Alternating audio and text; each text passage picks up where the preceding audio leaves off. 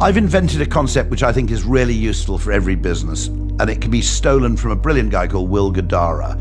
He wrote a book called Unreasonable Hospitality, and he tells the story in that book of how he took 11 Madison Park from number 50 in the world to number 1. He does the opposite of what most people would have done. So he takes cross-section of his staff from the kitchen, from the front of house, etc., to dine at the number 1 restaurant in the world. At the end of the evening, they're all talking about what impressed them.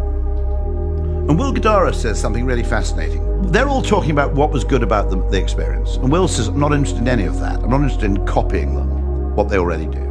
I want to know what about the experience was slightly disappointing.